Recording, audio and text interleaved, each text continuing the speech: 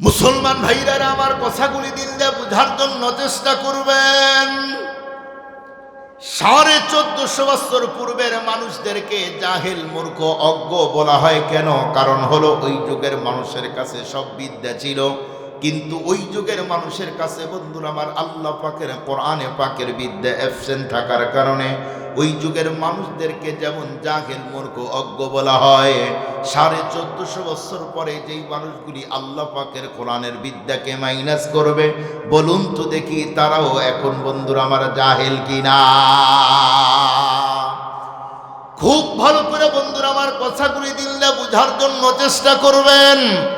1450 বছর পূর্বের মানুষগুলি, যেই মানুষগুলি অজ্ঞ ছিল, জাহেল ছিল, মূর্খ ছিল বন্ধুরা আমার, যাদের কোনো মর্যাদাই ছিল না, ওই মানুষগুলি বন্ধুরা আমার যখন আল্লাহ পাকের কোরআনকে গ্রহণ করে নিল, ওই যুগের মানুষগুলির মর্যাদা বলুন তো দেখি আল্লাহ তাআলা বাড়ায় দিয়েছে কিনা?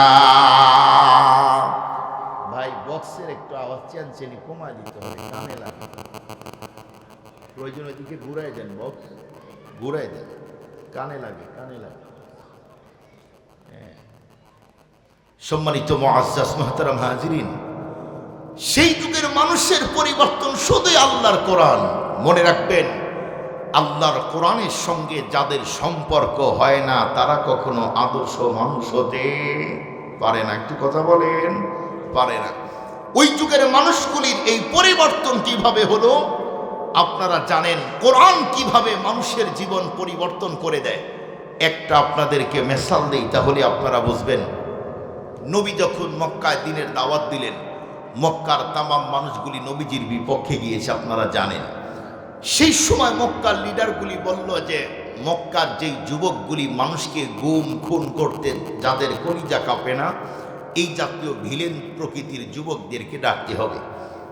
একদিন এই প্রকৃতির যুবকদেরকে ডাকার পরে মক্কার লিডারগুলি তখন বলল যে তোমরা কি পারবে আব্দুল্লাহর ছেলে মুহাম্মদকে মারতে?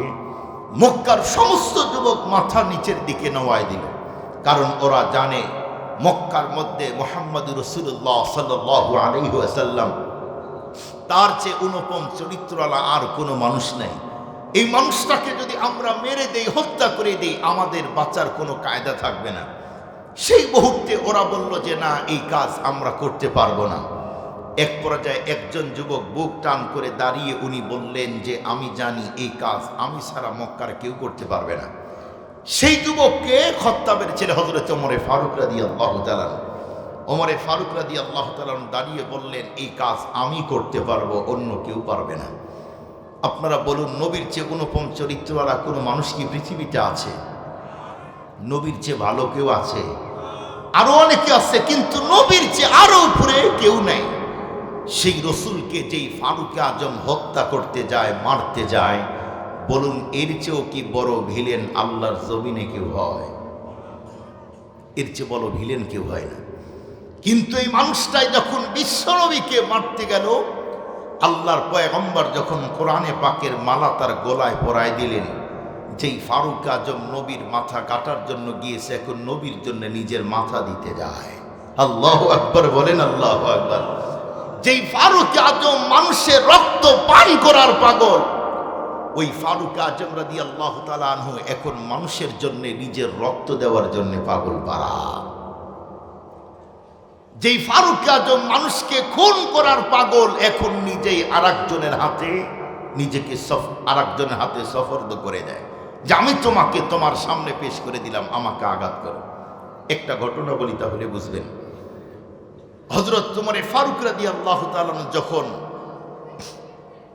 খলিফা হলেন, সেই সময় পুরা মক্কার সমস্ত মানুষগুলি ওমর ফারুক রাদিয়াল্লাহু তাআলাকে খুব ভয় করত। মুসলমান ভাইরা আমার কথাগুলি দিল দিয়ে বুঝার জন্য চেষ্টা করবেন। ফারুক আজম রাদিয়াল্লাহু তাআলা আনহু উনি বন্ধুরা আমার যেদিন থেকে খলিফা হলো, সেই দিন থেকে কোনো অবস্থাতেই বন্ধুরা আমার এশারের নামাজ আদায় করে রাত্রে ঘুমাইতো এমনটি নয়। হযরত ওমর ফারুক রাদিয়াল্লাহু তাআলা আনহু বন্ধুরা আমার তামাম দুনিয়া একদম যখন স্তব্ধ বিরাজমান, কোনো আওয়াজ নাই, পিন পতন বন্ধুরা আমার, পিন পতন নীরবতা, শুনশান নীরবতা। সেই মুহূর্তে মানুষগুলি যখন ঘুমের মধ্যে বিভোর হয়, ফারুক আজম সেই মুহূর্তে রাস্তার মধ্যে একা একাই চলতো। কোনো একজন বন্ধুরা আমার তার কাছে সিকিউরিটি গার্ড ছিল না। ফারুক আজম রাদিয়াল্লাহু তাআলা রাতের অন্ধকারে একা একা রাস্তার মধ্যে চলছে। যেই মুহূর্তে বন্ধুরা আমার রাস্তার মধ্যে চলতিছে, দেখবেন আমাদের দেশের মধ্যে যেই মানুষগুলি বন্ধুরা আমার যেই জিনিসের আশেক হয়, যেই মানুষগুলি বন্ধুরা আমার যেই জিনিসের পাগল হয়, সেই জিনিসের জন্য বলুন তো দেখি অল টাইম তার মাথার মধ্যে সেই কাজ করে কিনা। দেখবেন কেউ আছে গানের পাগল, এই জন্য রাস্তায় একা একা চললে গান গায়, গুনগুন গুনগুন গুনগুন করে গান গায়। আবার এই দেশের মধ্যে দেখবেন অনেক মানুষ এমন আছে যেই মানুষগুলি আল্লাহ পাকের পাগল হয়, তারা একা একা রাস্তার মধ্যে চললে বন্ধুরা আমার কখনো গান গায় না, ওরা তখন গুনগুন করে জিকির করে আল্লাহু আল্লাহ আল্লাহু আল্লাহ अल्लाहु अल्लाह। अगर खाहम के राज़े दिल बगू यम जानमी आबम, वगर जाए शवत पैदा तोरा तन्हा नमी आबम, वगर आबम तोरा तन्हा वहम सावत जाए पैदा, बखुशी गम कुनम खुदरा वमन खुदरा नमी दानम। इसके अव्वल दर दिले माशू के पैदा मी सवर, दान सूजद शम्अ कई फरमान शैनामी सवर।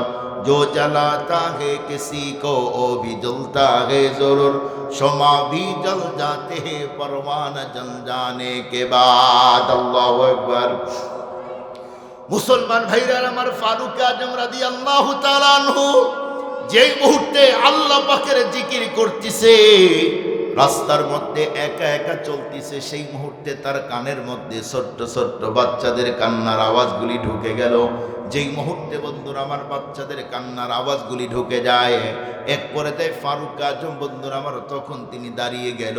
এরপরে ভাবলেন বাচ্চাদের কান্নার আওয়াজগুলি কোন দিক থেকে আসে, বাচ্চাদের কান্নার আওয়াজের দিকে লক্ষ্য করে ফারুক আজম সেই দিকেই চলা শুরু করে দেয়। মুসলমান ভাইরা আমার, রাতের অন্ধকারে কোন দিকে বাচ্চাগুলি কান্না করছে, ফারুক আজম হাঁটি হাঁটি পা পা করে সেদিকেই রওনা দেয়। এক পর্যায়ে যাইতে যাইতে বন্ধুরা আমার ছোট্ট একটা ছুপড়ি, ছোট্ট একটা বন্ধুরা আমার ঘর দেখতে পেল। এক পর্যায়ে ফারুক আজম সেই ঘরের নিকটে যাওয়ার পরে বন্ধুরা আমার গেটের সামনে দাঁড়িয়ে গেল। ছোট্ট বাচ্চাগুলি কান্না করে আর তার মাকে ডেকে বলল, মা লম্বা টাইম হয়ে গেল, প্রায় 3 দিন এখন পর্যন্ত পেটের মধ্যে কোনো খাবার যায় নাই। আজকে যদি আমাদের জন্য খাবারগুলি তৈরি না করো, আমাদের আব্বু যেমন রেখে চলে গেছে আমরাও কিন্তু বাবার কাছেই চলে যাব। মুসলমান ভাইরা আমার, বাচ্চাগুলি কান্না করে আর ডেকে বলছে, মা আজকে আমাদের জন্য খাবার তৈরি করো, আজকে যদি আমাদের জন্য খাবার তৈরি না হয় মাগো আমরা কিন্তু মরে যাব। এক পর্যায়ে মা তখন ছোট্ট বাচ্চাদেরকে ডেকে বলল, বাবা তোমরা একটু ঘুমিয়ে যাও, খাবার যখন তৈরি হবে সেই মুহূর্তে তোমাদের ঘুম থেকে উঠানোর পরে খাবারগুলি দিয়ে দিব। এক পর্যায়ে বাচ্চাগুলি তখন কান্না করে আর ডেকে বলল, মা আমি তোমাকে বলতে চাই আজকে যদি খাবার তৈরি না করো, আমাদের মন বলে খাবার না পাওয়ার কারণে আমরা মরে যাব। ছোট্ট বাচ্চাগুলি অভিমান করে কান্না করে মাকে বলল, মা আমাদের জন্য খাবারগুলি তৈরি করে দাও। খুব ভালো করে বুঝবেন, এ কথা বলতেই এক পর্যায়ে বাচ্চাগুলিকে মা সান্ত্বনা দিয়ে বলল, বাবা তোমরা ঘুমিয়ে যাও, আমি তো তোমাদের জন্য রান্না করি। মহিলা একটা পাতিল নিলেন, সেই পাতিলের মধ্যে পানি ঢুকে পাতিলটাকে পাতিলের মধ্যে পানি দিয়ে সেই পাতিলটা চুলার উপরে উঠায় দিল। চুলার উপরে উঠিয়ে দেওয়ার পরে মহিলা পাতিলের দিকে লক্ষ্য করে তখন পাতিলকে ডেকে বলল, পাতিল তুমি আল্লাহর কুদরতি ভাবে তোমার মধ্যে খাবারগুলি তৈরি করে দাও। আজকে যদি আল্লাহর কুদরতি ভাবে তোমার মধ্যে যদি খাবার তৈরি না হয়, আমার সন্তানগুলি যদি ঘুম থেকে উঠার পরে বুঝতে পারে যে মা আমাদেরকে ধোঁকা দিয়েছে, মূলত খাবার রান্না মা করে নাই, তাহলে আমার শেষ, আমার বাচ্চাগুলি মরে যাবে। মা পাতিলের দিকে লক্ষ্য করে, আল্লাহর দিকে লক্ষ্য করে পাতিলের দিকে একবার দেখে আর চোখের পানি ছেড়ে মা পাতিলকে বলে, পাতিল আল্লাহর কুদরতি ভাবে খাবার তৈরি করে দে। বলুন তো কুদরতি ভাবে আল্লাহ পারে কি পারে না? জোরে বলেন, পারে কি পারে না? সেই হযরতে ইব্রাহিম আলাইহিসসালাতু ওয়াসসালামের ছেলে হযরত ইসমাঈল আলাইহিসসালাতু ওয়াসসালাম, ওনাকে তার আম্মা নিয়ে রেখেছিলেন। সেই সময় মক্কায় পানি নাই। আঘাত করার সঙ্গে সঙ্গে আল্লাহ কুদরতি ভাবে পানির ব্যবস্থা করে দিয়েছে।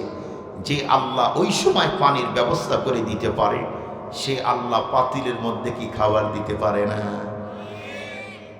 এটা তার আকীদা, এইটা তার বিশ্বাস। মুসলমান ভাইরা আমার কথাগুলি দিন দিয়ে বুঝার জন্য চেষ্টা করবেন।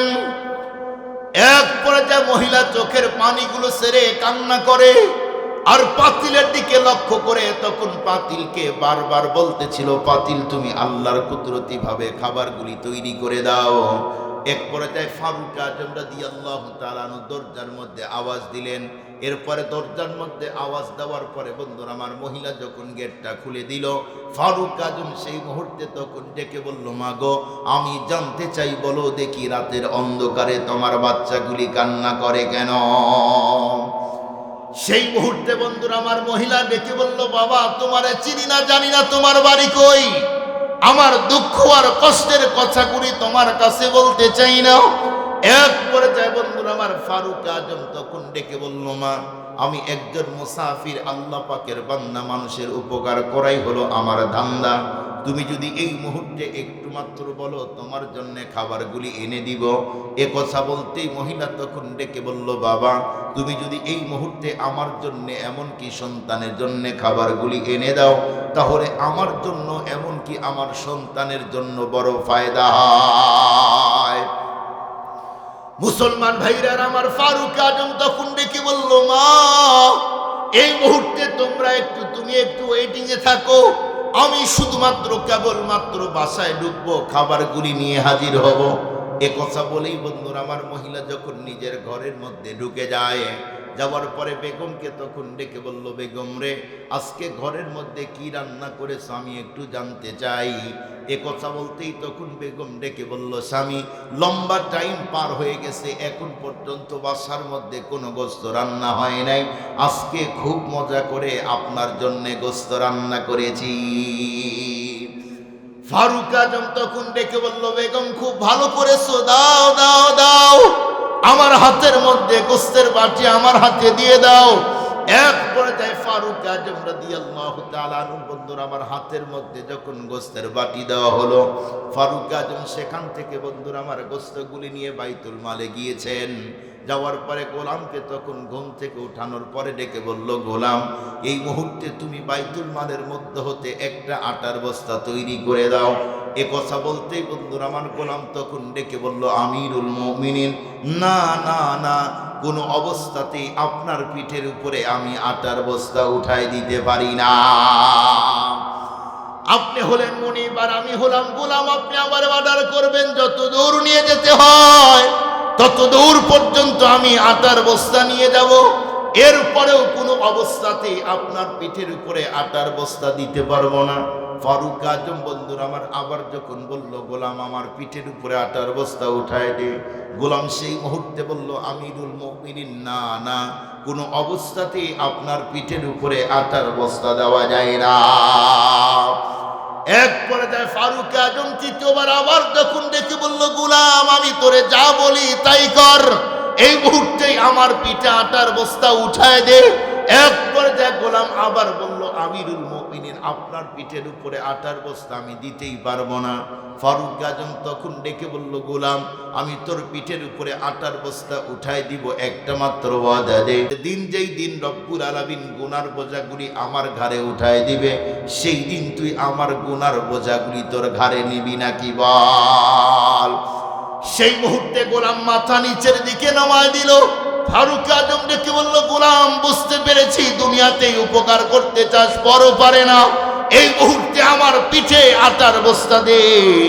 এক পর্যায়ে গোলাম যখন ফারুক আজমের বন্ধুরা আমার পিঠের উপরে আটার বস্তা উঠায় দিল, হযরত ওমরে ফারুক আটার বস্তা নিয়ে তখন মহিলার বাড়ির দিকেই রওনা দেয়। আল্লাহু আকবার বলেন, আল্লাহু আকবার। সম্মানিত সুদী, খলিফা হযরত ওমরে ফারুক বর্তমান 64 রাষ্ট্র এক জায়গায় করলে যত বড় হয়, তত বড় রাজ্যের খলিফা ছিলেন হযরত ওমরে ফারুক রাদিয়াল্লাহু তাআলা। সেই খলিফা রাতের অন্ধকারে সারা দুনিয়ার মানুষগুলি যখন ঘুমায়, ওমরে ফারুক রাদিয়াল্লাহু তাআলা একা একাই নিজের পিঠের উপরে আটার বস্তা নিয়ে মানুষের বাড়িতে আটার বস্তা দিতে যায়। বলুন, আমাদের বাড়িতে অনেক দূর, বগুড়া নাটোরের ওইদিকে বাড়ি, আমাদের ওই দিকের কোন নেতারা বাড়ি বাড়ি খাবার ঘাড়ে করে দেয় না। আপনাদের এইদিকে কি দেয়? একটু কথা বলেন না কেন? আপনারা যেভাবে মন খারাপ করে বসে রয়েছেন, বলেন বলেন, দেয় দেয় দেয় না? একটু আওয়াজটা মোটা করে দাও, খুব কানে চিনচিন করে।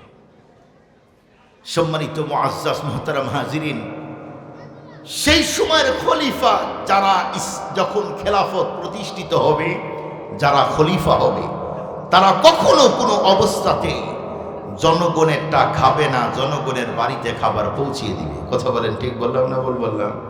জোরে বলেন, এই বাবা এই।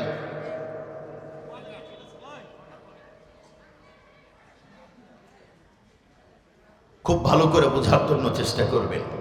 যারা খলিফা হবে, খেলাফত যখন প্রতিষ্ঠিত হবে, সমস্ত মানুষগুলি গরিব এতিম অসহায়ের বাড়িতে খাবার পৌঁছিয়ে দিবে, এটা খলিফার দায়িত্ব।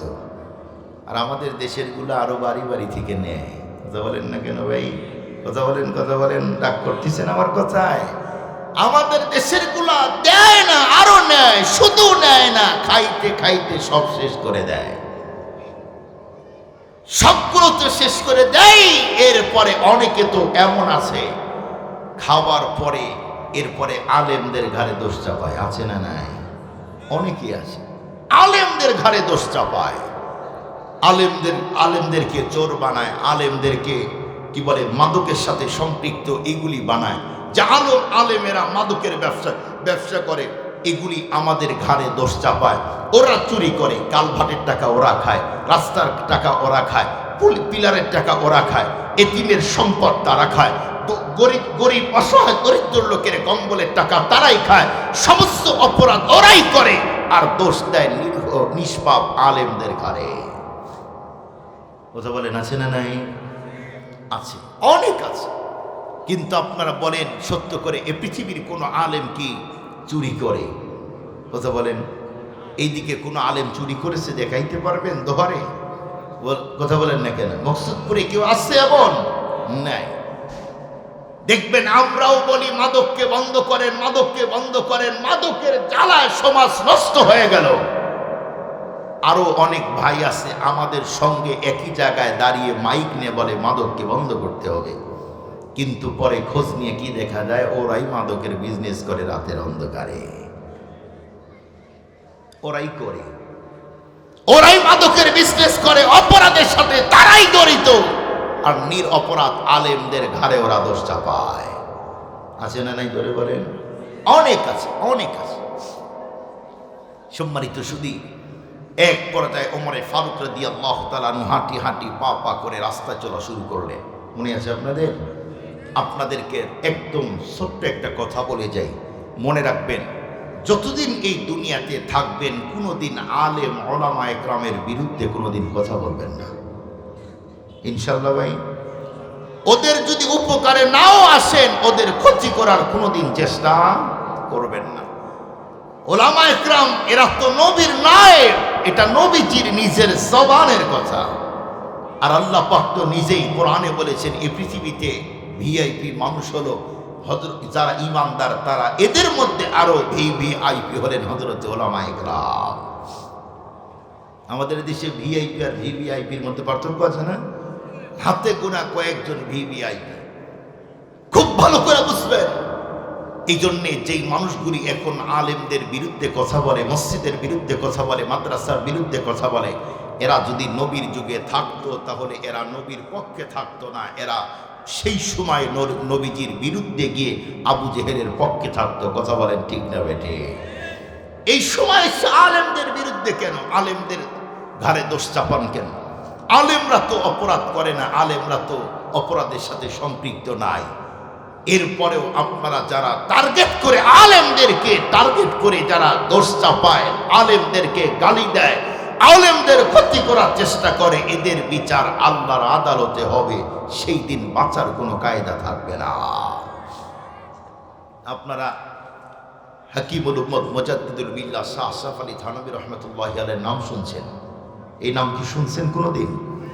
আশরাফ আলী থানভী রহমতুল্লাহি আলাইহি উনি তার কিতাবের মধ্যে লিখছেন যে এই সমাজ কি, উনি লিখছেন যে এক লোক ছাগল আর বানর পালত, ছাগল আর বানর পালত।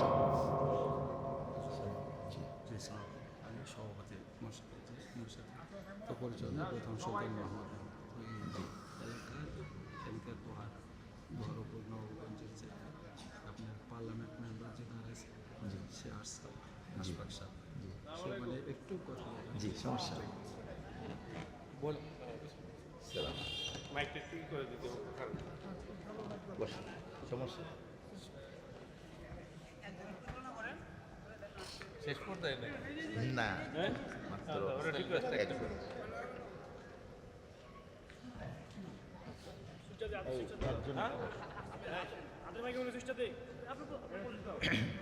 প্রিয় মকসুদপুর এলাকার মুসল্লিগণ, মুরব্বীগণ, আসসালামু আলাইকুম। আপনাদের একটা এই সময় এসে একটা ধ্যান খেলার মধ্যে একটু ডিস্টার্ব করলাম। যাই হোক, এই জন্য দুঃখ প্রকাশ করছি।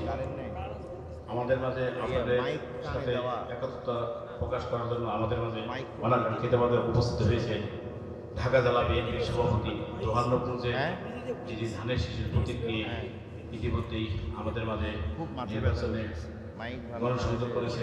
সেই আমাদের দোহানপুরের কৃতি সন্তান নবগঞ্জ থেকে বারবার উপজেলা নির্বাচিত উপজেলা চেয়ারম্যান জনাব খন্দকার আবাস পাই আপনাদের মাঝে দুটি কথা বলার জন্য। ফারুক রাদিয়াল্লাহু তাআলা আনহু নিজের পিঠের উপরে আটার বস্তা নিয়ে রওনা দিয়েছেন মহিলার বাড়ির দিকে। এবার মনে আছে তো আপনাদের?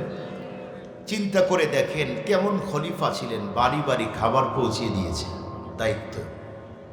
কিয়ামতের দিন যদি এই বাচ্চাগুলি ক্ষুধার কারণে মারা যায় তাহলে আল্লাহর কাছে জবাব দিতে হবে, এই ভয় তার। এই জন্য বাচ্চাদের জন্য খাবারগুলি নিয়ে রওনা দিয়েছে। মুসলমান ভাইরা আমার কথাগুলি দিল দিয়ে বোঝার জন্য চেষ্টা করবেন। এক পর্যায়ে ফারুক আজম রাদিয়াল্লাহু তাআলা আনহু, বন্ধুরা আমার, নিজের পিঠের উপরে আটার বস্তাগুলি নিয়ে যখন রওনা দিল, যাইতে যাইতে লম্বা রাস্তা যাওয়ার পরে মহিলাকে ঘর থেকে ডেকে বলল, মা, এই যে তোমার জন্য খাবারগুলি নিয়ে আসছি, এই মুহূর্তে আটাগুলি খুলে, বস্তাটা খুলে এই মুহূর্তেই তুমি বাচ্চাদের জন্য সুন্দর করে রুটিগুলি বানাও। মুসলমান ভাইরা আমার, এক পর্যায়ে মহিলা আটার বস্তা খুলে নিজের হাত দিয়ে সুন্দর করে, বন্ধুরা আমার, যখন রুটিগুলি বানাইতেছে, লম্বা টাইম পরে বন্ধুরা আমার যখন রুটিগুলি বানানো হয়ে যায়, এক পর্যায়ে ফারুক আজম সেই মুহূর্তে তখন মহিলাকে বলল, মা গো, তুমি যদি এই মুহূর্তে একটু মাত্র আমাকে অনুমতি দাও, নিজের হাত দিয়ে তোমার সন্তানের মুখের মধ্যে রুটিগুলি এখন দিতে চাই। মহিলা তখন ডেকে বলল, বাবা যাও যাও, তাহলে তো অনেক ভালো হয়। ফারুক আজম নিজের হাত দিয়ে, বন্ধুরা আমার, রুটিগুলি এমনকি গোস্তগুলি নিয়ে যখন বাচ্চাদের মুখের মধ্যে দিচ্ছিলেন, এক পর্যায়ে বাচ্চাগুলি, বন্ধুরা আমার, আনন্দ করে। আর বন্ধুরা আমার, ফারুক আজমের কোলের মধ্যে বসে তখন বলে, আঙ্কেল, আপনাকে চিনলাম না, গভীর রজনীতে আমাদের জন্য খাবারগুলি এনে দিলেন। ফারুক আজম সেই মুহূর্তে তখন ডেকে বলল, বাবা, আমি একজন মুসাফির, আল্লাহ পাকের বান্দা, তোমাদের মতো মানুষের উপকার করাই হলো আমার পেশা আর ধান্দা। হযরত ওমরে ফারুক সেখান থেকে বের হয়ে মহিলাকে ডেকে বলল, মা, প্রতি মাসে মাসে তোমার বাড়িতে খাবার পৌঁছে দিব, পেরেশান করতে হবে না। এক পর্যায়ে এমন কথাগুলি বলেই যখন ফারুক আজম, বন্ধুরা আমার, নিজের বাড়ির দিকে রওনা দিবে, সেই মুহূর্তে মহিলা তখন ডেকে বলল, বাবা, একটু তুমি দাঁড়াও, তোমার নাম ঠিকানা কিছুই তো জানলাম না। ফারুক আজম সেই মুহূর্তে, বন্ধুরা আমার, তখন ডেকে বলল, মা গো, আমার পরিচয় হলো আমি একজন মুসাফির, আল্লাহ পাকের বান্দা। ফারুক আজম উনি ভাবলেন, এখন যদি আমার মূল পরিচয় দেই এখন যদি আমার আসল পরিচয় দেই, মহিলা জ্ঞান হারিয়ে জমিনে পড়ে যাইতে পারে। এক পর্যায়ে ফারুক আজম বন্ধুরা আমার পরিচয় দিলেন, আমি একজন মুসাফির, আল্লাহ পাকের বান্দা, মানুষের উপকার করাই বন্ধুরা আমার পেশার ধান্দা। এ কথা বলেই ফারুক আজম যখন সামনে রাস্তায় চলতেছিল, এক পর্যায়ে রাস্তা ব্লকিং করে দিয়ে তখন মহিলা ডেকে বলল, বাবা আমি তোমাকে শুধুমাত্র দুইটা মাত্র কথা বলতে চাই। এক পর্যায়ে ফারুক আজম সেই মুহূর্তে তখন ডেকে বলল, মা গো বলো দেখি আমাকে তুমি এমন কি কথাগুলি এমন কথা বলতে যাও। এক পর্যায়ে তখন ডেকে বলল, বাবা তাহলে শুনো, তোমাকে সাক্ষী রেখে আমি আল্লাহর কাছে দুইটা মাত্র কথা বলতে চাই। সেইটা হলো, বর্তমানে কেউ যদি আমাকে জিজ্ঞাসা করে খলিফা হওয়ার যোগ্য কে, সর্বপ্রথম আমি তোমার নামটাই মানুষের সামনে ওপেন করে দিব।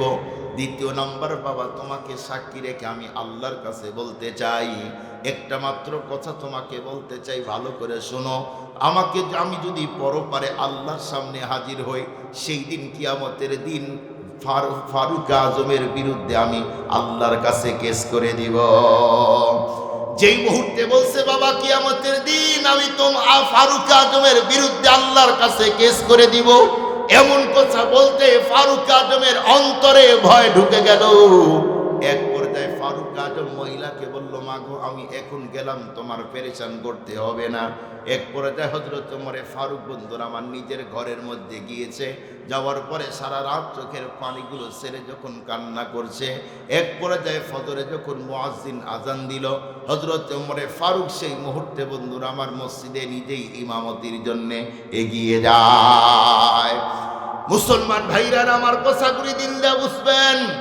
এক পর্যায়ে ফারুক আজম যখন নিজেই ইমামতির জায়গায় দাঁড়িয়ে গেল, এরপরে সমস্ত মুসল্লিদেরকে ডেকে বলল, শুনো আজকে এমন একটা বিচার হবে যেই বিচার পৃথিবীর কোনো মানুষ বন্ধুরা আমার দেখে নাই, এমনকি এমন বিচার কেউ করে নাই। ফারুক আজম তার গোলামকে তখন ডেকে বলল, গোলাম এই মুহূর্তে তুমি যাও, খেজুরের তাজা তাজা 10 থেকে 15টা ডালগুলি কেটে নিয়ে আসো। এক পর্যায়ে গোলামকে বন্ধুরা আমার বলেই যখন পাঠিয়ে দিল, এরপরে ফারুক আজম তার স্পেশাল বাহিনীকে ডাকলো, তোরা কই এদিকে আয়। এক পর্যায়ে ফারুক আজমের সামনে যখন তার স্পেশাল বাহিনীগুলি হাজির হয়, ফারুক আজম তাদেরকে বলল, শোনো অমক জায়গায় যাইবা, 3 জন এতিম বাচ্চা এমনকি একজন মহিলা আছে, এই মুহূর্তে আমার সামনে তোমরা তাদেরকে হাজির করে দাও। মুসলমান ভাইরা আমার হাঁটি হাঁটি পা পা করে ফারুক আজমের স্পেশাল বাহিনী যখন মহিলার বাসায় গেল, এরপরে দরজার মধ্যে যখন বারবার আওয়াজ দিল, কিন্তু কোনো অবস্থাতেই বন্ধুরা আমার মহিলা গেটটা খুলে দেয় না। ফারুক আজমের বাহিনীগুলি যখন বারবার দরজার মধ্যে আওয়াজ দেয়, কোনো অবস্থাতেই বন্ধুরা আমার যখন গেটটা খুলে দেয় না, লম্বা টাইম দাঁড়িয়ে থাকলো। এরপরেই শুধু বন্ধুরা আমার আওয়াজগুলি একের পর এক দিতেই থাকে। মহিলা ফজরের নামাজ আদায় করে, ফজরের নামাজগুলি আদায় করে মহিলা তখন আল্লাহর কোরআন পড়তেছিল। সেই যুগের মা বোন, এমনকি সেই যুগের সাহাবা একরাম কোরআন পড়তো মনোনিবেশ দিয়ে। কে আওয়াজ দেয়, কে কি বলে, এগুলি তাদের কানে আসতো না।